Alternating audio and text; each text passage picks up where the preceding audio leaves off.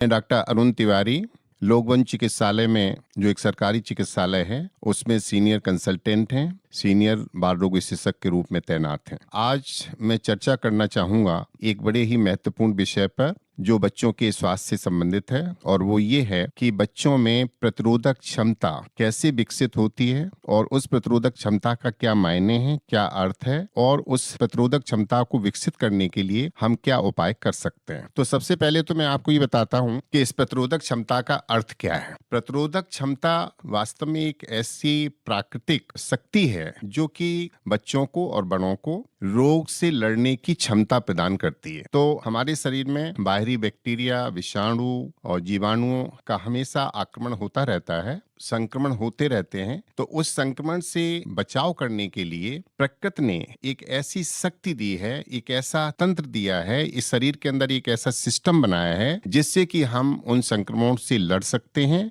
और हम उनसे अपना बचाव कर पाते हैं। तो ये जो इम्यूनिटी पावर है, ये इम्यूनिटी एक्चुअली दो प्रकार की है। एक को हम बोलते हैं इन्नेट इम्यूनिटी, जो कि पूर्णतः नैसर्गिक प्राकृतिक है और ये जन्मजात है, और ये छोटी छोटी कोशिकाओं के रूप में हमारे खून के अंदर विद्यमान है। खून के अंदर बहुत सी ऐसी कोशिकाएं हैं जो भक्षण कोशिकाएं कहलाती हैं, फेगोसिटिक सेल्स कहलाती हैं। जैसे ही बैक्टीरिया या जीवाणु या कीटाणु या विषाणु शरीर के अंदर प्रवेश पाता है तो ये भक्षक कोशिकाएं उनको नष्ट कर देती हैं। तो ये हमारी नेचुरल इम्यूनिटी है, इन्नेट इम्यूनिटी है। इन्नेट इम्यूनिटी जो होती है वो स्वाभाविक रूप से तुरंत क्रियाशील होती है और ये एक संक्षिप्त समय के लिए रहती है। लेकिन एक दूसरी और हमारे तंत्र का ही हिस्सा है, एक हमारी इम्यूनिटी सिस्टम का एक हिस्सा है जिसको हम कहते हैं एक्वायर्ड इम्यूनिटी या एडेप्टिव इम्यूनिटी। उस अर्जित प्रतिरोधक क्षमता का अर्थ ये है कि जब हमारे शरीर में कोई बैक्टीरिया पहली बार अटैक करता है तो हमारी शरीर के अंदर इस प्रकार की कोशिकाएं पैदा हो जाती हैं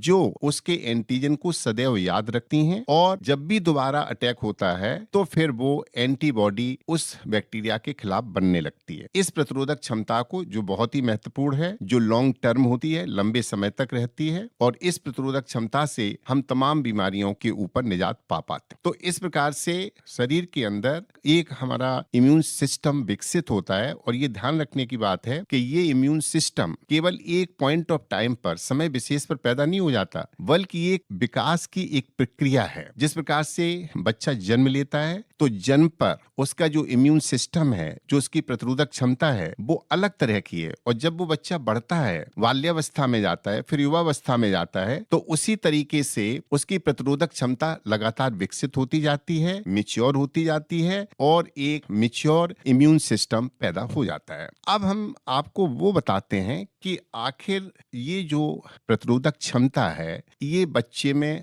हम किस तरह से विकसित करते हैं। तो प्रतिरोधक क्षमता जो है उसके लिए ये कहा गया है कि बच्चे की जो प्रतिरोधक क्षमता है वो 5 स्तंभों पर टिकी हुई। पहली सबसे इंपॉर्टेंट चीज है कि बच्चा जब जन्म लेता है शिशु के रूप में, उस समय स्तनपान यानी कि माँ का दूध वो सर्वोत्तम आहार है जिसके द्वारा बच्चे में यानी कि इन्फेंट में एक मजबूत प्रतिरक्षा तंत्र विकसित होता है। दूसरे नंबर पर संतुलित आहार, जब वो बच्चा बड़ा होता है, वृद्धि और विकास को पाता है, तो इम्यून सिस्टम भी उसी हिसाब से विकसित होता है, तो उसके लिए उपयुक्त आहार या संतुलित आहार की आवश्यकता होती है। फिर इसके साथ में बच्चे के अंदर बच्चा जिस तरह से फिजिकल एक्टिविटी करता है उसकी भी भूमिका बहुत महत्वपूर्ण है एक मजबूत प्रतिरक्षा तंत्र को विकसित करने में। तो इसीलिए बच्चे को खेलकूद के लिए प्रेरित करना, उसको फिजिकल एक्टिविटी करना, खासतौर से आउटडोर एक्टिविटी कराना बहुत ही आवश्यक है। तीसरी इंपॉर्टेंट चीज ये है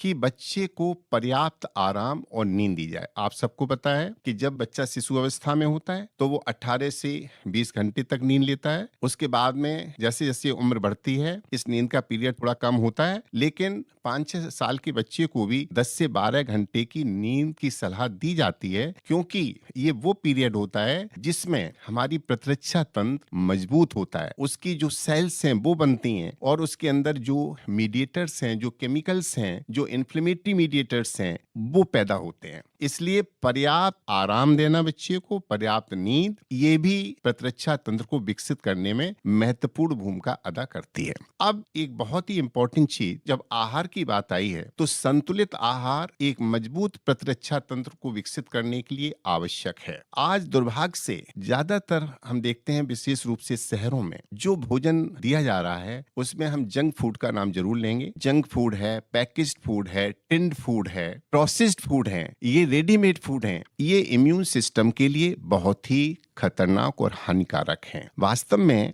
मजबूत प्रतिरक्षा तंत्र तभी विकसित होता है जब बच्चे को संतुलित भोजन और ताजा बना हुआ भोजन यानी कि खाना उपलब्ध कराया जाए। तो जो हमारी पुरानी हिंदुस्तान की परंपरा थी, हम इस बात को एक संदेश के रूप में सभी श्रोताओं से कहना चाहेंगे कि वो बच्चों को अपने घर की रसोई का सदैव ताजा खाना बना के खिलाएं। इससे उनका प्रतिरक्षा तंत्र मजबूत होता है, उनको वो सभी आवश्यक तत्व मिल जाते हैं जो कि मजबूत प्रतिरक्षा तंत्र के लिए आवश्यक है। एक बहुत ही इंपॉर्टेंट पिलर जिस पर इम्यून सिस्टम टिका है और वो है कि स्वच्छता।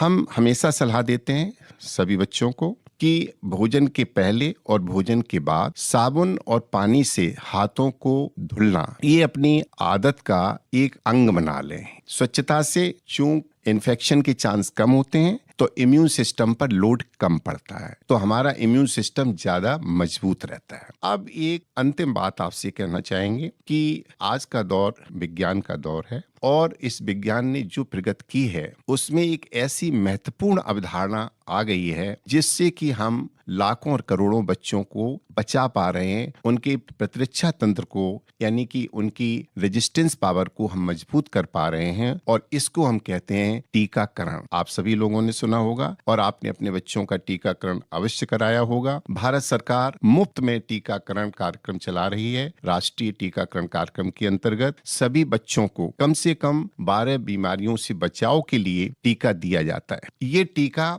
वास्तव में क्या कार्य करता है? ये हमारे इम्यून सिस्टम को उत्तेजित करता है और जो बीमारियां हैं उनके खिलाफ एंटीबॉडीज को पैदा करता है, जिससे कि उन एंटीबॉडीज से बच्चा आगे चल करके उन्हीं बीमारियों के संक्रमण से अपनी रक्षा कर पाता है। इसलिए टीकाकरण के सिद्धांत को इतनी बड़ी प्राथमिकता दी गई है और पूरी दुनिया में टीकाकरण को अपनाया जा रहा है। इसलिए टीकाकरण हमारे बच्चों के इम्यून सिस्टम को मजबूत करने का एक वैज्ञानिक प्रक्रिया है जिसको सभी को स्वीकार करना चाहिए। इसके साथ में हम एक बात और कहना चाहेंगे कि हमारे समाज में इस प्रतिरोधक क्षमता को लेके कुछ भ्रांतियां भी विद्यमान हैं। जैसे एक भ्रांति ये है कि इम्यून सिस्टम को यानी प्रतिरोधक क्षमता को हम लगातार बढ़ा सकते हैं, बूस्ट कर सकते हैं फूड सप्लीमेंट्स देकर। आज एक बहुत बड़ा मार्केट पैदा हो गया है फूड सप्लीमेंट का। इस बारे में मैं आपको तथ्यात्मक बात बताना चाहता हूं।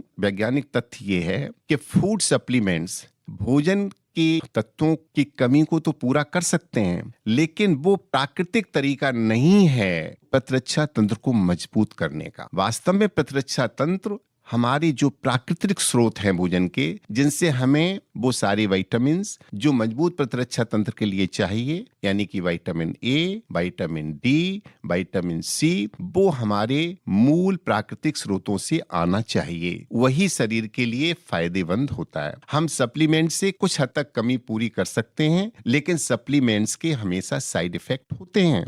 इसलिए फूड सप्लीमेंट्स को बिना डॉक्टर की, बिना चिकित्सक के, बिना बाल रोग विशेषज्ञ की सलाह के कदापि न लें। दूसरी भ्रांति यह है कि जो बच्चे गंदगी में रहते हैं या स्लम में रहते हैं या झुग्गी झोपड़ियों में रहते हैं, गंदगी के बीच रहते हैं, उनकी प्रतिरोधक क्षमता कम हो जाती है। ऐसा नहीं है। वास्तव में वैज्ञानिक रूप से ये देखा गया है कि जो बच्चे झुग्गी झोपड़ी में रहते हैं उनकी प्रतिरोधक क्षमता ज्यादा मजबूत होती है, क्योंकि उनका एक्सपोजर जो है उन कीटाणुओं जीवाणुओं के लिए हो जाता है, जिससे कि एंटीबॉडी शरीर में बन जाती हैं और उनकी प्रतिरोधक क्षमता ज्यादा मजबूत हो जाती है। और इसीलिए हमारे यहाँ पुराने समय से यह अवधारणा थी कि बच्चों को खेल कूद के लिए नियमित समय दिया जाए और वो मिट्टी इत्यादि में खेलें, जिससे कि तमाम जीवाणु उनकी स्किन के साथ में कांटेक्ट में आएंगे और वहां पर एंटीबॉडीज का डेवलपमेंट होगा, यानी उनकी प्रतिरोधक क्षमता बढ़ेगी। और इसी प्रकार से